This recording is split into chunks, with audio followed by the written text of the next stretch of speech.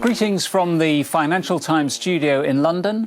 I'm Andrew Hill, Management Editor of the FT, and it's my great pleasure to welcome you to the third edition of the Global Boardroom.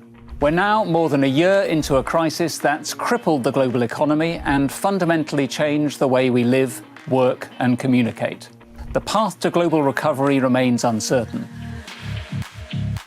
First of all, we moved tough and hard at the start point.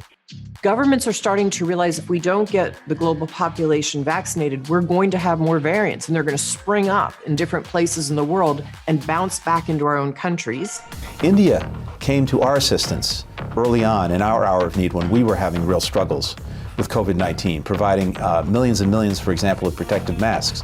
We remember that, and we're determined to do everything we can to help now. India's giant second wave has been quite a tsunami with a difference. Because I think a tsunami hits, leaves carnage behind, and leaves.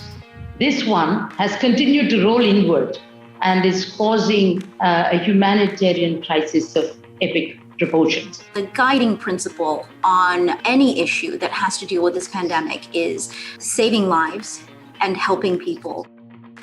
The most effective steps that we can take in order to have a durable, sustained, effective China policy in which there are no questions about American decline is if we are effective at home. Policymakers should use every single penny of public debt into productive use.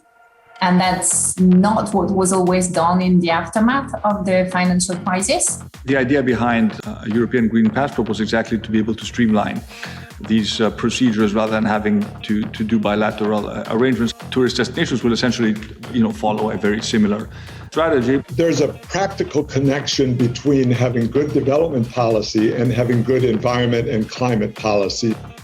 You cannot today be a strategic-minded leader of a corporation or a prudent allocator of capital if you don't recognize that climate change is like the mother of all financial impacting factors. If a business doesn't get every policy right about how it assesses merit so that workers from home and workers in the office are treated in a fair fashion, I think we're going to be baking gender inequality into this new world of work.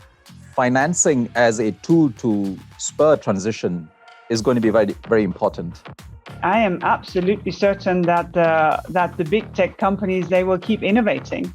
And that can then be complemented with an open and contestable marketplace. We are trying to hold the decisions that Facebook takes as a private company to the fullest possible account and to make it transparent and accountable.